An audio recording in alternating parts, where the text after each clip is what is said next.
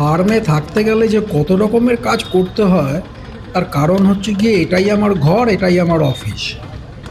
এই যেমন আজকে সকালবেলায় ইচ্ছা হলো বাজার করতে যাবার, তাই চলে আসলাম বাজার করতে।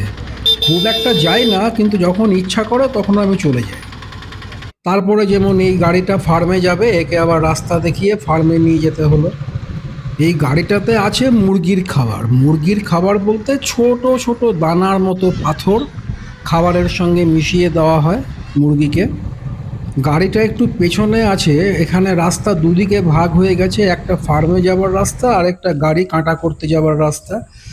তো এইখানে দাঁড়িয়ে থাকলাম, গাড়িটাকে আবার কাঁটা করতে নিয়ে যেতে হবে। ওই যে দূরে আমাদের ফার্ম, মুরগির ফার্ম, মুরগির ডিমের ফার্ম।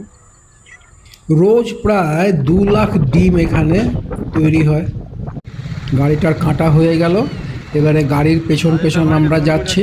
মোটামুটি ড্রাইভার বুঝে গেছে এই যে আমরা ফার্মে ঢুকছি। এবারে গাড়িটা এত লম্বা যে অন্য কোম্পানির গেট খুলে গাড়িটাকে ব্যাক করিয়ে তবে আমাদের ফার্মের গেট দিয়ে ঢুকতে পারবে।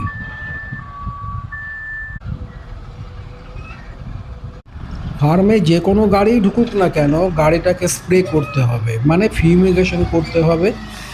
এই গাড়ি তো অন্যান্য মুরগি ফার্মেও যায়, যার ফলে কি হয়, সবসময় একটা ভয় থাকে যে অন্য ফার্ম থেকে যদি কোনো জার্মস এই গাড়ির সঙ্গে বা খাবারের সঙ্গে মিশে আসে।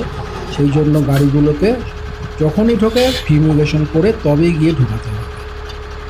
গাড়িটাকে ফার্মে ঢুকিয়ে এবারে মুরগির খাবার যেখানে তৈরি হয় সেই ফিড মিলে গাড়িটাকে ঢোকাতে হবে। তারপরে আমি চলে যাব অফিস। প্রথমে টিফিন করব, তারপরে অফিস যাব।